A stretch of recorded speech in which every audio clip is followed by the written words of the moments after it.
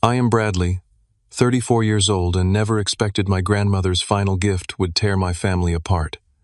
When she left me her modest house, I thought it was a simple inheritance.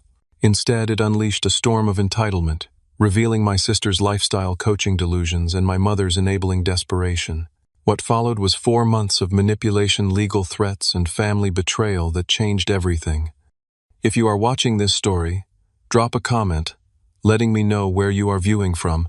Hit that like button and subscribe, because family inheritance dramas like mine might teach you something about protecting yourself when money suddenly brings out the worst in those closest to you. My grandmother Rose was the steady anchor in my life since childhood. While my parents worked long hours, she was the one who picked me up from school, made sure I did my homework, and taught me the value of hard work. Our bond was special from the beginning. Every summer when school let out, I would spend weeks at her house learning how to garden, fix things around the house, and cook meals from scratch. Our relationship stood in stark contrast to how my sister Stephanie interacted with our grandmother. 3 years younger than me, Stephanie always found Grandma's house boring, and her lessons about saving money and living within your means to be outdated. Stephanie was always chasing the next big thing, bouncing from one potential career breakthrough to another. By the time she was 20, she had already cycled through aspirations of becoming a model, a social media influencer, a day trader, and briefly a multi-level marketing sales director for essential oils. Grandma Rose lived in a modest 3-bedroom house in a quiet neighborhood. It was not fancy by any means, but it was paid off decades ago and had been her home for over 50 years. The kitchen had the same linoleum floor from the 1970s, and the wallpaper in the dining room featured tiny blue flowers that had faded over time, but everything was immaculately maintained. The yard was her pride and joy, with rose bushes she had tenderly cared for since before I was born. As I grew into adulthood, I made it a point to visit Grandma Rose every weekend. I would bring groceries, fix whatever needed repairing, and simply sit with her on the porch swing, listening to stories about her youth. During these visits, Stephanie was notably absent.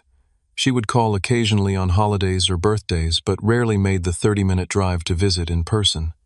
When Grandma turned 85, her health began to decline. I increased my visits to twice weekly, making sure she took her medications properly and helping her with increasingly difficult daily tasks. During this time, my mother Carol would occasionally visit, but she was always distracted, often spending most of the visit on her phone. My father Thomas would come with her, sometimes quiet and supportive, but not particularly close to his mother-in-law. Stephanie called more frequently during this period, but her calls invariably ended with requests for loans to fund her latest venture. Grandma would sometimes give her small amounts despite my concerns, saying family helps family. I noticed, however, that these gifts became less frequent as Grandma began to see the pattern of Stephanie never following through with her business ideas. During the last few months of her life, Grandma and I had several meaningful conversations that I will treasure forever. She told me how proud she was of the stable life I had built as an accountant. She appreciated that I had saved for my own modest house, instead of renting a luxury apartment I could not afford, unlike Stephanie. "You understand the value of things earned through hard work," she told me one evening. "That matters more than you know." When Grandma Rose passed away peacefully in her sleep, I was devastated. She had been more than a grandmother to me. She had been a parent, a teacher, and a friend. The funeral was small but beautiful, with roses from her own garden decorating the casket. 3 days after the funeral, we gathered at the office of Grandma's attorney for the reading of the will. I expected her modest savings to be divided equally between Stephanie and me, with perhaps some personal items designated for specific family members. What I never anticipated was that Grandma had left her entire house to me alone, along with all its contents and her savings account containing $32,000. The attorney explained that Grandma had updated her will 8 months prior, after Stephanie had not visited her in the hospital following a fall. The silence in the room was deafening as the attorney finished reading. Stephanie's face transformed from solemn grief to stunned disbelief, then to undisguised anger. My mother gasped audibly and glared at me as though I had somehow engineered this outcome. My father simply stared at his hands, his expression unreadable. As we left the attorney's office, I tried to speak to Stephanie, but she brushed past me. "Congratulations on the windfall," she said bitterly. "Must be nice to be the favorite." Before I could respond, she was in her car, speeding away. My mother looked at me with disappointment clear in her eyes. "We need to talk about this, Bradley," she said firmly. "This is not what family does to each other." My father merely patted my shoulder and led my mother to their car, leaving me standing alone clutching the key to Grandma's house that was now somehow mine. The days following the will reading were filled with uncomfortable silence from my family. I tried calling both my mother and Stephanie several times, but my calls went straight to voicemail. My father texted briefly that they needed time to process and asked me to give them space. Respecting their request, I focused on the practical matters of my unexpected inheritance. Entering Grandma's house now legally, my house felt surreal. Everything remained exactly as she had left it, from the half-finished crossword puzzle on the kitchen table to her reading glasses folded neatly beside her favorite armchair. The familiar scent of her lavender sachets still lingered in the air. I moved through the room slowly, memories flooding back with each step. This was not just a piece of real estate to me. It was a sanctuary filled with the spirit of the woman who had shaped me into the person I am today. A week after the will reading, my mother finally called and insisted we have a family dinner at their house to discuss the situation. Her tone made it clear this was not optional. When I arrived that Sunday, the atmosphere was tense. Stephanie sat at the dining table, scrolling through her phone and barely acknowledging my presence. My father busied himself with grilling steaks in the backyard, clearly trying to stay out of whatever was coming. "So," my mother began once we were all seated with our food, "I think we need to talk about what would be fair regarding Rose's estate." She emphasized the word fair while looking pointedly at me. "The will was pretty clear, Mom," I said quietly. "Grandma made her wishes known legally." Stephanie scoffed. "Oh, please. We all know you manipulated her when she was old and vulnerable, spending all that time with her playing the devoted grandson while the rest of us had actual lives to lead." "That is not what happened," I replied, keeping my voice level despite the accusation. "I visited her because I wanted to, not because I expected anything." Well, intentions aside, my mother interjected, "The fact remains that this situation has created a significant imbalance between siblings. Your grandmother would have wanted you both to be treated equally." "Then why did she explicitly leave everything to me?" I asked. "She updated her will when she was completely sound of mind, Mom." The attorney confirmed that. My father, who had been silent until now, finally spoke up. "Carol Rose had her reasons. We should respect her wishes." My mother shot him a look that could have frozen water. "Thomas, stay out of this. This is about making things right for our children." The rest of the dinner continued in this vein, with subtle and not so subtle suggestions that I should sell the house and split the proceeds with Stephanie. By the time dessert was served, I had been called selfish, manipulative, and ungrateful. My father occasionally tried to diffuse the situation, but was quickly silenced by my mother. As I drove home that night, a complicated mix of emotions swirled inside me. Grief for my grandmother, guilt over the rift in the family, and a growing sense of anger that they could not respect Grandma's clearly stated wishes. Still, part of me wondered if there was some truth to their accusations. Had I somehow influenced Grandma's decision without realizing it? The next morning, I decided to go through some of Grandma's personal papers, hoping to find clarity. In her bedroom dresser, beneath neatly folded scarves, I discovered a small wooden box containing letters and photographs. Among them was an envelope addressed to me in Grandma's distinctive handwriting. With trembling hands, I opened it. "My dear Bradley," the letter began, "if you are reading this, then I am gone, and you have inherited my home. I want you to know this decision was made with full clarity and purpose. This house has been my sanctuary for 50 years, and I cannot bear the thought of it being sold to strangers, or worse, liquidated to fund one of Stephanie's impulsive ventures. You have shown true appreciation for what matters in life, and I trust you to honor the legacy of this home, whether you choose to live in it or eventually sell it when the time is right for you.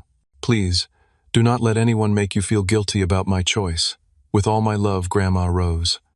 The letter brought tears to my eyes, but also a sense of resolve. Grandma had made her decision consciously and with specific intent. I needed to honor that despite the family pressure. 2 days later, Stephanie showed up unannounced at the house. Her demeanor had changed dramatically. Gone was the open hostility, replaced by an almost unnervingly cheerful attitude. "Hey, big brother," she said, hugging me for the first time in years. "I just wanted to apologize for how I acted at dinner. It was a shock, you know. But I have been thinking, and I realize Grandma must have had her reasons." Suspicious of this sudden change, I invited her in cautiously. Stephanie wandered through the house, commenting on various items and reminiscing about Grandma in a way she never had when Rose was alive.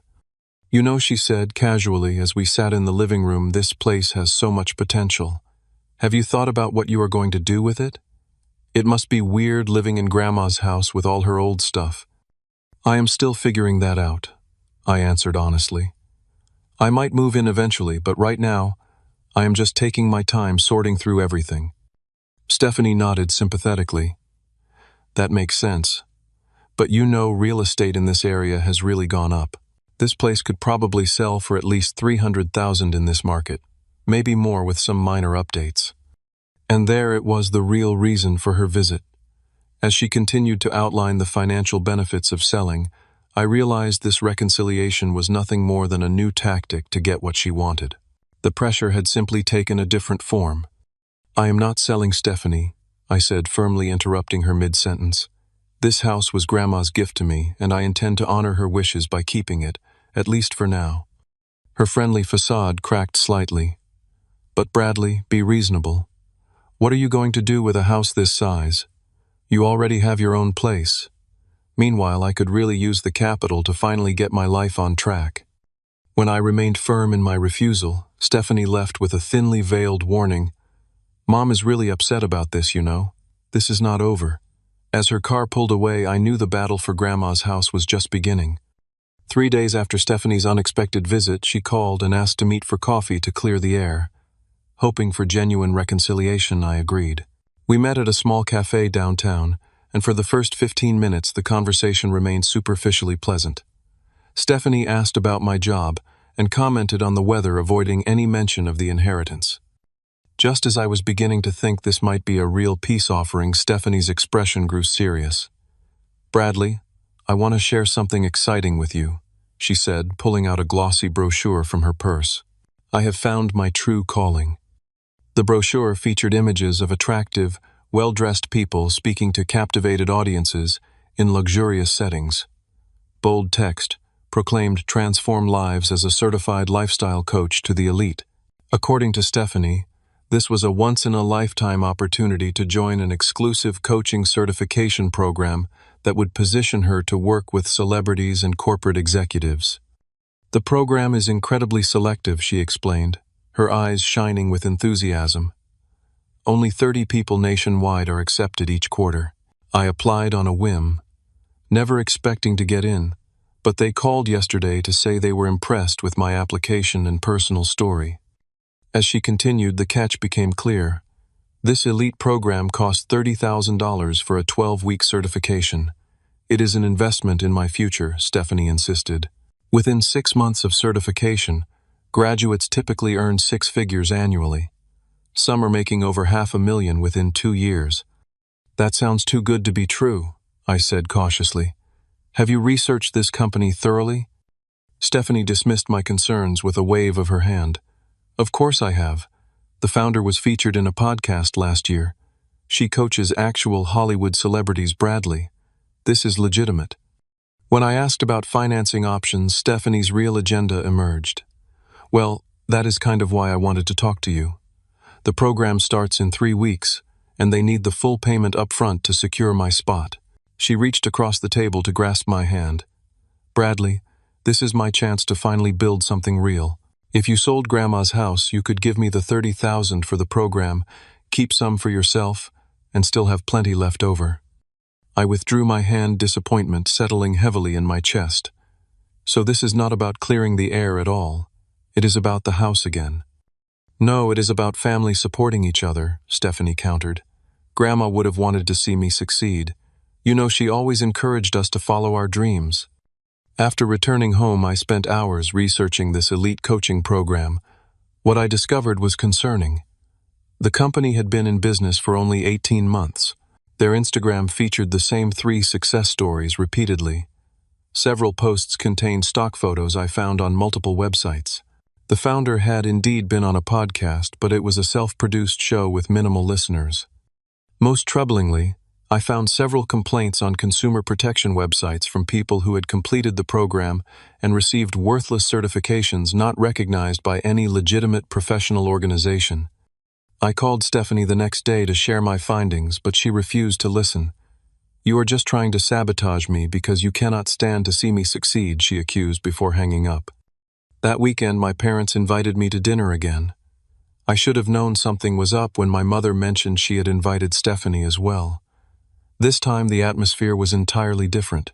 My mother was unusually attentive, serving my favorite foods and asking interested questions about my work. My father seemed relieved by the change in tone, contributing to the conversation more than usual. After dessert was served, my mother cleared her throat. "Bradley, Stephanie has told us about this amazing opportunity she has been offered. We are so proud of her for finding her path." Stephanie beamed, launching into an even more exaggerated version of the coaching program's benefits than she had shared with me. My mother nodded along enthusiastically, while my father looked less convinced but remained supportive. "The thing is," my mother continued, "we have been discussing as a family how we can help Stephanie take advantage of this opportunity. Your father and I can contribute some, but with our retirement savings being what they are." "What your mother is trying to say," my father interjected, "is that we were hoping you might consider using some of your inheritance to help your sister." "I have already told Stephanie I am not selling Grandma's house," I said firmly. "No one is asking you to sell right away," my mother countered smoothly. "You could take out a home equity loan. The house is paid off, so you would qualify instantly. $30,000 is nothing compared to the value of the property." I looked at them incredulously. "You want me to take out a loan against Grandma's house to fund a questionable coaching program? Have any of you actually researched this company?" "I have done extensive research," Stephanie insisted. "Just because you found some negative reviews online does not mean anything. Every successful company has critics." The dinner devolved from there, with my mother and Stephanie tag-teaming their persuasion efforts. My father remained largely silent, occasionally throwing me apologetic glances. By the end of the evening, it was clear that they had coordinated this approach in advance, likely rehearsing how to best pressure me into financing Stephanie's latest scheme. The pressure did not stop after that dinner. Over the next 2 weeks, I received daily calls from both Stephanie and my mother. They began showing up at my apartment, unannounced always, with new angles on why I should help fund this once-in-a-lifetime opportunity. My mother even enlisted my Aunt Linda, her sister, to call me and emphasize how selfish I was being. During one particularly tense phone call, my mother revealed something that shocked me. "We have already put down a $5,000 deposit to hold Stephanie's spot in the program," she admitted. "We took out a personal loan to do it. The balance is due in 10 days, Bradley. If you do not help, we will lose that money entirely." "Why would you do that without knowing if I would contribute?" I asked, genuinely baffled. "Because we believed you would do the right thing for your sister," she replied coldly. "Apparently we were wrong." That evening I drove to Grandma's house to clear my head. As I sat on the porch swing, I remembered all the conversations Grandma and I had shared in that very spot. She had always emphasized making thoughtful decisions rather than impulsive ones, evaluating opportunities carefully, and never borrowing money you were not certain you could repay. What would she advise me to do now? The answer came clearly as I remembered her letter. She had specifically mentioned not wanting her home liquidated to fund one of Stephanie's impulsive ventures. This coaching program was exactly the type of scheme she had been concerned about. The next day, I called my mother and firmly declined to provide the money. "I have researched this program thoroughly, Mom. It is not legitimate. I would be doing Stephanie no favors by funding this." "Then you leave us no choice," my mother replied ominously. "If you will not help your sister voluntarily, we will need to explore other options." I did not know what she meant by other options, but I would soon find out. The following Sunday, I received a text message from my mother family, "Meeting at our house today at 3. Everyone will be there. Please do not make this more difficult than it needs to be." When I arrived, I was surprised to find not just my parents and Stephanie, but also my Aunt Linda, my Uncle Paul, and 2 of my cousins. My grandmother's sister, my great-aunt Margaret, sat in the corner looking uncomfortable. My mother had arranged what she called a family intervention. One by one, each family member took turns, explaining why I should do the right thing and help Stephanie with her coaching program. They had clearly been prepped with talking points, as several used nearly identical phrases about family obligation and what Rose would have wanted. Most disturbing was how the narrative had shifted. According to my relatives, I had somehow manipulated my elderly grandmother into changing her will, isolating her from the rest of the family in her final months. My Aunt Linda went so far as to suggest I had elder abuse tendencies, a comment so outrageous that even my father objected. "That is completely unfair, Linda," he said firmly. "Bradley was the only one consistently visiting Rose in her final years. If anything, the rest of us should have been more present." This rare show of support from my father was quickly shut down by my mother. "Thomas, we agreed about how this meeting would go," she said sharply. Great Aunt Margaret, who had remained silent throughout, suddenly spoke up. "I visited Rose 2 weeks before she passed," she said quietly. "She told me exactly why she was leaving the house to Bradley. She was of sound mind and made her own decisions. This meeting is inappropriate." With that, she stood up, patted my shoulder supportively, and left, ignoring my mother's protests. After the intervention failed to change my mind, the tactics escalated. Stephanie began telling mutual friends and extended family members that I was withholding her rightful inheritance out of spite. Social media posts appeared with vague references to toxic family members and overcoming obstacles to pursue dreams. Several distant relatives and family friends contacted me, concerned about what they had heard. One evening, I drove by Grandma's house to check on things and noticed an unfamiliar car in the driveway. When I pulled in, I found Stephanie's boyfriend, Troy, a part-time real estate agent, walking through the backyard with a middle-aged couple. Troy had been dating Stephanie for about 8 months and had always struck me as opportunistic and frequently discussing get-rich, quick investment schemes and boasting about deals that never seemed to materialize. "What is going on here?" I demanded, approaching the group. Troy smiled broadly, not at all embarrassed at being caught. "Bradley, perfect timing. This is the Johnsons. They are very interested in the property and have made a competitive offer." I was stunned. "This house is not for sale. How did you even get in?" The couple looked confused. "We were told the property was coming on the market next week," Mrs. Johnson said. "Mr. Miller has been showing us several houses in the neighborhood." "I am sorry, but you have been misinformed," I told them firmly. "This house belongs to me and is absolutely not for sale. I would appreciate if you would leave now." After the couple departed, Troy's friendly demeanor vanished. "You are making a huge mistake, Bradley. Stephanie told me all about how you manipulated your grandmother. That will not hold up if challenged legally. You should take the offer while it is on the table." "How did you get into this house, Troy?" I demanded again. He shrugged. "Your mom had a spare key from when Rose was alive. She thought it would be helpful for me to get a head start on evaluating the property's market potential." I was furious. "Get off my property now, or I will call the police for trespassing." That evening, I had the locks changed on all the doors and installed a basic security system. I also placed motion-activated cameras at the front and back entrances. The violation of having Troy showing my house to strangers without permission felt deeply personal, as if they were not just trying to take the property, but erase Grandma's presence from it as well. The next day, my mother called irate. "How dare you change the locks without telling us? What if there had been an emergency?" "What emergency would require you to enter the house without my knowledge?" Mom, I asked. "And why did you give Troy a key to show the house to potential buyers when you know it is not for sale?" "We were just exploring options," she said defensively. "Stephanie's program starts next week and the full payment is due. We are trying to secure a bridge loan, but having a potential buyer lined up would help expedite things." "A bridge loan?" For what I asked, confused. "You cannot take out a loan against a house you do not own." There was a long pause. "Your father and I are considering a second mortgage on our house," she finally admitted. "But it would be so much simpler if you would just cooperate." I was speechless. My parents were considering putting their own financial security at risk to fund Stephanie's dubious coaching program. The manipulation had reached a new level now, attempting to make me feel responsible for my parents' potentially disastrous financial decision. Later that week, Stephanie escalated further by having a lawyer friend send me a threatening letter suggesting that I had exerted undue influence over Grandma and demanding that I rectify the situation by selling the house and dividing the Bezingesuf proceeds. The letter was full of legal jargon but contained no actual legal claims that would stand up in court. When I did not respond to the letter, my mother called in tears.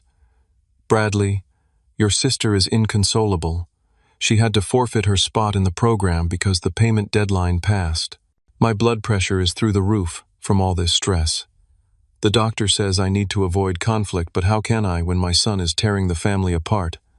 The emotional manipulation was transparent, but it still hurt to hear my mother speak this way. I had always been the good son, the responsible one who avoided conflict and tried to keep everyone happy. Now I was being cast as the villain for simply respecting my grandmother's wishes. The final straw came when I checked the mailbox at Grandma's house and found a real estate listing agreement with my forged signature. The document prepared by Troy's brokerage authorized him to list and sell the property. The signature looked nothing like mine, but it was a clear attempt to move forward with selling the house without my consent. This was no longer just family pressure. It was fraud. The forged listing agreement pushed me to take legal action. I contacted an attorney specializing in estate law and explained the situation, bringing all documentation, including Grandma's will, her personal letter to me, and the fraudulent listing agreement. "This is fairly straightforward from a legal perspective," my attorney Rachel Barnes explained after reviewing everything. "The will is clear and was properly executed while your grandmother was of sound mind. There are no grounds for contesting it based on what you have shared. As for the forged document, that is a serious matter that could have criminal implications for whoever signed your name." On Rachel's advice, I sent a formal cease and desist letter to Stephanie Troy and Troy's real estate brokerage explicitly stating that the house was not for sale and any attempts to market or sell it were unauthorized. I also included a clear warning that the forged document had been documented and would be reported to the State Real Estate Commission and potentially law enforcement if any further attempts were made. The response was swift and volatile. Stephanie called me screaming, accusing me of trying to ruin Troy's career and threatening vague legal consequences. My mother left a voicemail saying she could not believe I would go this far and that my grandmother would be ashamed of my behavior. Most surprisingly, my father called separately. "Bradley, things have gotten out of hand," he said, sounding tired. "Your mother does not know I am calling. She has become obsessed with this situation, and I am worried about her. Her blood pressure really is elevated, and the doctor has expressed concern about her stress levels." "I am sorry to hear that, Dad," I replied sincerely. "But I cannot just give in to their demands because Mom is upset. Stephanie and Troy tried to forge my signature on a legal document. That is fraud." "I know," he acknowledged quietly. "I found out about that last night and confronted both of them. Troy claims it was just a misunderstanding, but I do not believe him. Your mother, however, is making excuses for them. She has convinced herself that you are the problem." My father's call left me with mixed emotions. I was grateful for his tacit support, but frustrated that he still seemed unwilling to take a firm stand against what Stephanie and my mother were doing.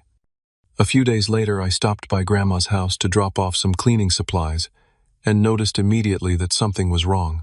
The curio cabinet in the dining room, which had held Grandma's collection of porcelain figurines, was half empty. Several picture frames were missing from the walls, and the antique silver tea service that had been in the family for generations was gone from the sideboard.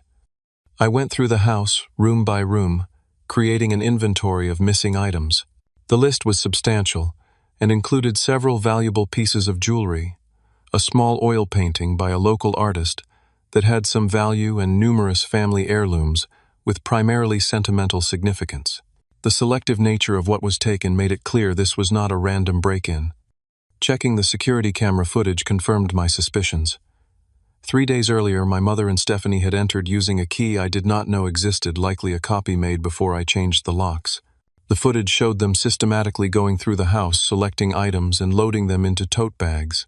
Their expressions and body language were businesslike, without any sign of emotional attachment to what they were taking. I called my attorney immediately. On her advice, I filed a police report about the missing items, providing the security footage as evidence.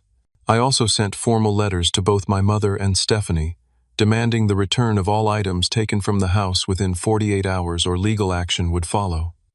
The police officer who took the report was sympathetic, but explained that family disputes over inheritance often fell into gray areas legally. The fact that you have video evidence helps, he noted. But they will likely claim these items were promised to them verbally, which complicates things. Stephanie responded to my letter with a text message. Those things should have been mine anyway. Consider it partial payment for what you owe me. My mother did not respond at all. My father, however, showed up at my apartment that evening looking distressed. Bradley, I had no idea they had taken things from the house, he said. Your mother told me Stephanie was just collecting a few personal mementos of Rose, which seemed reasonable. I never imagined they were taking valuable items. Did you know about the real estate fraud too? I asked directly. He looked down ashamed. I suspected something was not right when Troy started talking about listing the house. I should have said something then, but your mother was so set on this plan. I convinced myself it was just exploratory, not an actual attempt to sell without your consent. Dad, you have to stop enabling this behavior, I said firmly. Mom and Stephanie are crossing serious legal and ethical lines now. He nodded slowly. I know. That is why I brought these. He handed me a box containing most of the missing jewelry and the silver tea service. I found them hidden in our storage room. I cannot get everything back right now without your mother knowing, but I will work on it. This partial return of items was a small victory, but the situation had clearly reached a breaking point. My attorney advised me to cut off direct communication with Stephanie, and my mother directing any necessary contact through her. She also helped me draft a comprehensive legal notice, establishing clear boundaries, no entering the property without explicit permission, no removal of any items, no attempts to market or sell the house, and no further harassment or defamation regarding the inheritance. If they violate these terms, Rachel explained, we will have grounds for more serious legal action, including potential restraining orders if the harassment continues. The legal notice was delivered by courier to both my mother and Stephanie. The immediate response was a barrage of text messages from Stephanie, ranging from furious accusations to tearful pleas which I documented but did not respond to. My mother called repeatedly until I blocked her number on the advice of my attorney. My father reported that the legal notice had thrown my mother into a state of indignant outrage. She is talking about contesting the will now, he said wearily. She has convinced herself that Rose must not have been mentally competent when she changed it. The attorney who prepared the will had Grandma evaluated specifically to prevent such challenges, I replied. It will not work, Dad. I know, he sighed, but she will not listen to reason. Bradley, I think I need to step back from this situation for a while. I love your mother, but I cannot support what she and Stephanie are doing. I have suggested counseling, but she refused. My father's decision to distance himself from their schemes was perhaps the clearest sign that the family dynamic had fundamentally changed. For years, he had been the peacekeeper, smoothing over conflicts and supporting my mother and Stephanie, even when he disagreed with their actions. His withdrawal of that automatic support represented a seismic shift. The next few weeks passed in tense silence. Through mutual friends, I heard that Stephanie had gone ahead with the coaching certification program, somehow securing the money despite my refusal to contribute. My mother had apparently cashed out a retirement account early, incurring substantial penalties to provide the remaining funds after their personal loan and second mortgage. From a legal perspective, things had reached a stalemate. Stephanie and my mother had no legitimate claim to the house or its contents, but the emotional damage to our family relationship seemed irreparable. What had begun as disagreement over an inheritance had revealed deeper issues of entitlement, manipulation, and unhealthy family dynamics that had likely been present for years. As difficult as it was, I realized that sometimes maintaining boundaries was more important than maintaining peace. Grandma had entrusted her home to me for specific reasons, and honoring her wishes meant standing firm against the pressure, manipulation, and even illegal actions my family had undertaken to subvert those wishes. 4 months passed with no contact from my mother or Stephanie. At my attorney's recommendation, I maintained the security system at Grandma's house, and documented any attempts at contact, but there were none. The silence was both a relief and a sadness. I had never imagined becoming estranged from half my family over an inheritance, but their actions had left me no choice. During this time, I finally began the process of truly making Grandma's house my own. I moved in, gradually bringing my belongings over in stages while carefully preserving the elements of the house that made it special. I repainted some rooms but kept her kitchen exactly as it was, down to the vintage floral curtains she had sewn herself decades ago. The garden became my weekend project, and I took pride in keeping her beloved roses thriving. My father visited occasionally, always calling ahead to respect my boundaries. He seemed lighter somehow, as if stepping back from the conflict had freed him from a burden he had carried for years. We never discussed my mother or Stephanie directly, but he mentioned that things at home were complicated and left it at that. Then came the chance encounter that changed everything. I was shopping at Target one evening when I rounded the corner of an aisle and nearly collided with someone stocking shelves. When we both looked up, I found myself face to face with Stephanie, wearing a red Target uniform shirt. The shock on her face mirrored my own. For a moment, neither of us spoke. Then she straightened up and said flatly, "I would appreciate if you did not mention seeing me here to anyone." "I have not spoken to Mom in 4 months," I replied, "or anyone else in the family besides Dad." She seemed surprised by this. "Really? She told me you two were in regular contact." Before I could respond, a supervisor called Stephanie's name, and she quickly excused herself, disappearing down the aisle. The encounter lasted less than a minute, but it left me with questions. Why was Stephanie working at Target? What had happened to her coaching career? And why had my mother lied about being in contact with me? 2 days later, I received an unexpected call from a family friend, Barbara, who had been close to my grandmother. "Bradley, I ran into your father at the grocery store," she began. "He mentioned you and he are back in touch, but that things with Carol and Stephanie are still difficult. I hope you do not mind me calling, but I thought you should know what I have heard." According to Barbara, Stephanie's coaching business had failed spectacularly before it even began. After completing the 12-week certification program, she had rented an expensive office space and invested thousands in marketing materials, professional photos, and a website, but no clients materialized. The promised connections to elite and celebrity clients never materialized, and the certification turned out to be unrecognized by any legitimate professional organization, exactly as I had warned. "The real bombshell," Barbara continued, "is that your mother is apparently filing for bankruptcy. The loans they took out for Stephanie's business venture, combined with the second mortgage and some credit card debt, became unmanageable. Your father moved out temporarily about a month ago. He is staying with his brother while they sort things out." I thanked Barbara for the information, feeling a complex mix of vindication and sadness. I had been right about the coaching program being a scam, but taking no pleasure in being right under these circumstances. I called my father that evening, and he confirmed everything Barbara had told me. "I tried to warn them both," he said, sounding exhausted. "But your mother was so certain this was going to be Stephanie's big break. When it fell apart, they both blamed the economy, the market, the certification program, even me for not being supportive enough. Never themselves for making poor decisions." "What about the bankruptcy?" I asked. "It is necessary," he sighed. "Carol took out more loans than I knew about. When I discovered the full extent of the debt, I insisted on meeting with a financial advisor. That is when we learned how dire the situation really is.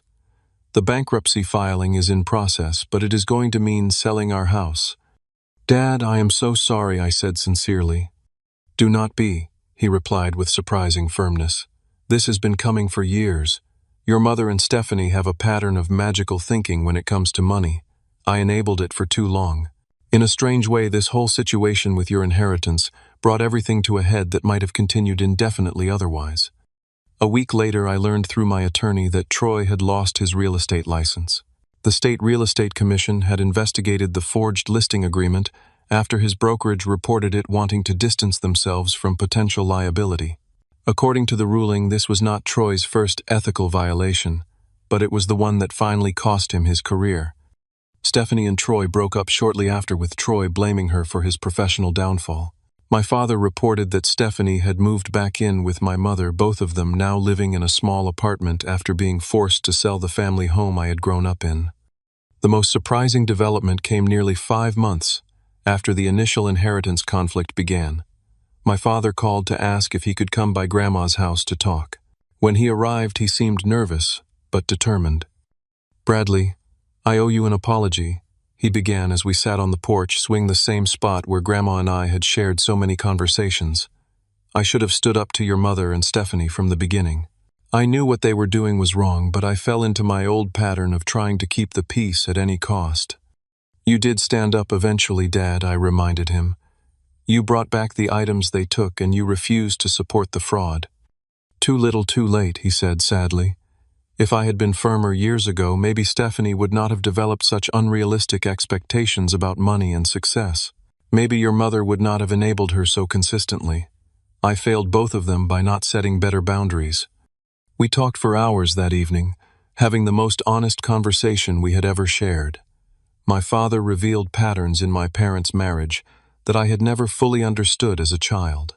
How my mother had always favored Stephanie, seeing her as an extension of herself and her own unrealized ambitions. How he had compensated by trying to protect me in subtle ways while never directly challenging the favoritism. "Your grandmother saw it all clearly," he told me. "She told me once that she was leaving the house to you because you were the only one who would value it for what it was, not what it could be converted into. I think she also knew you were strong enough to withstand the pressure that would follow." As my father prepared to leave, he asked if he could visit the rose garden. We walked together in silence, admiring the late blooms that still added color to the autumn garden. "You have kept it up beautifully," he said, genuine appreciation in his voice. "Rose would be proud." "You are always welcome here, Dad," I told him. "This is still your family home, too." He smiled sadly. "Maybe someday. Right now, I need to figure out my own path forward. Your mother and I are technically separated, but I have not decided about divorce yet. She blames you for everything that has happened, and I cannot be caught in the middle anymore." As he drove away, I realized that while I had lost part of my family, I had perhaps gained something equally valuable: clarity about who they really were and who I wanted to be. Healing from family betrayal is neither quick nor linear. In the months that followed the complete rupture with my mother and sister, I experienced waves of anger, grief, guilt, and finally acceptance. The house that had been the center of so much conflict became my sanctuary, a place to process these complicated emotions and begin rebuilding my sense of family on my own terms. I started by establishing new routines and traditions in the house. Sunday mornings became my time for tending Grandma's roses just as she had done. I learned through trial and error about pruning techniques and pest management, sometimes imagining I could hear her gentle corrections when I made mistakes. In the northwest corner of the backyard, I created a small memorial garden with a stone bench where I could sit and feel connected to her memory. The renovation of the house became a form of therapy. I preserved what was meaningful, like the handmade kitchen curtains and the carefully maintained hardwood floors, while gradually updating other elements to reflect my own taste. Each change was considered carefully, a balance between honoring Grandma's legacy and making the space truly mine. My father visited more frequently as time passed. He had found an apartment of his own and was slowly building an independent life.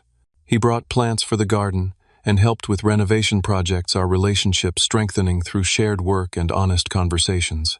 The rift with my mother had forced him to confront patterns in their marriage that had been unhealthy for decades. I always thought keeping the peace was the same as being a good husband and father, he confessed one day as we installed new bathroom fixtures. Now I realize that sometimes the most loving thing you can do is stand firm against harmful behavior, even when it creates conflict. We never discussed reconciliation with my mother or Stephanie directly, but the topic hovered in the background of our conversations. My father occasionally shared updates about their situations, which continued to deteriorate. My mother's bankruptcy had been finalized with significant financial consequences that would follow her for years.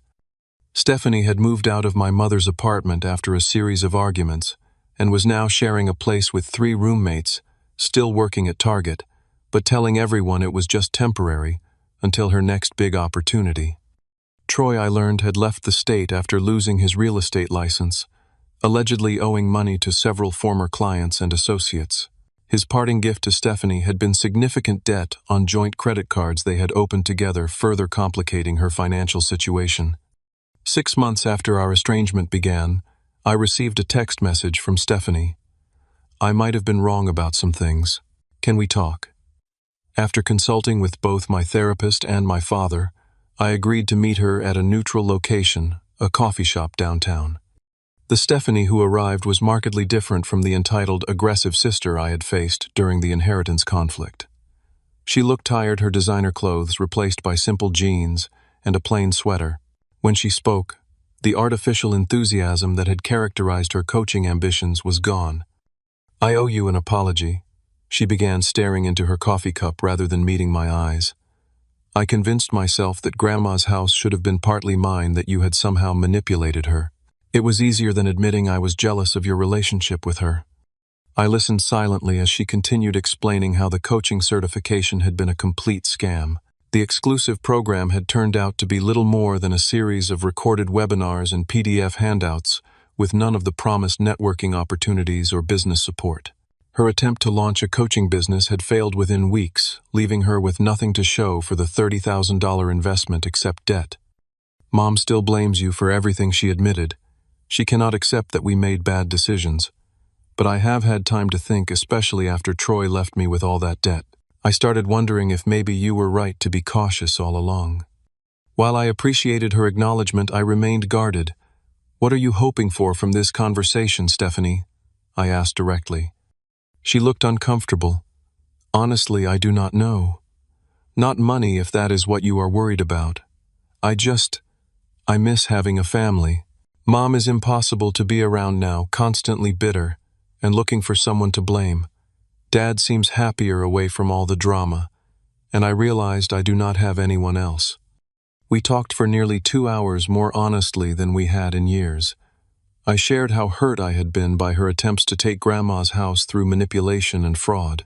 She admitted to participating in the forged document scheme, though she claimed it had been Troy's idea initially. Neither of us mentioned reconciliation directly, but we agreed to remain in cautious contact, starting with occasional text messages. As spring arrived, I completed the major renovations on the house and held a small gathering to celebrate. My father came along with a few close friends and neighbors who had known my grandmother. It felt right to fill the house with laughter and new memories while still honoring its history. My father brought an unexpected gift that day, a box of old photographs he had rescued during the sale of their house.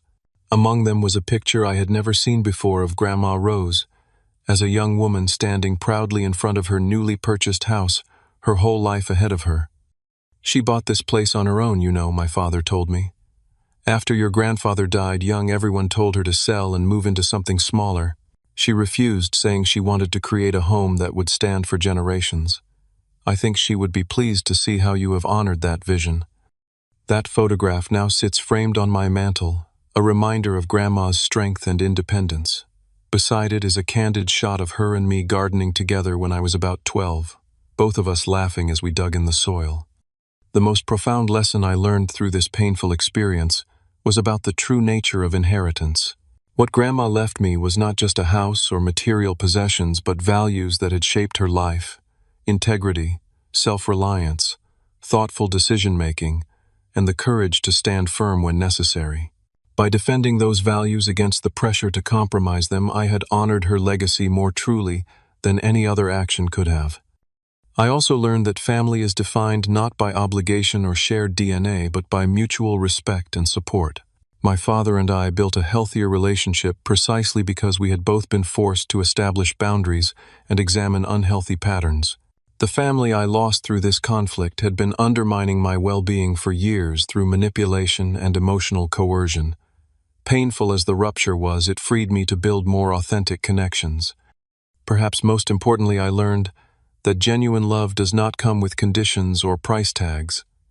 It does not demand that you compromise your integrity or sacrifice your future security to prove your loyalty. It respects boundaries and wishes, even when they conflict with personal desires. As I sit on Grandma's porch swing now, My porch swing watching the sunset paint the sky in shades of pink and gold.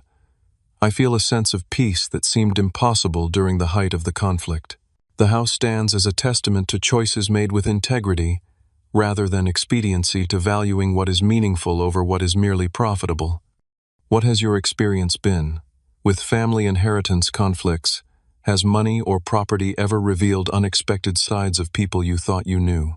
Drop a comment below sharing your story, and if you found value in my experience, please hit that like button, subscribe to hear more real-life stories, and share this video with someone who might be facing similar family pressures.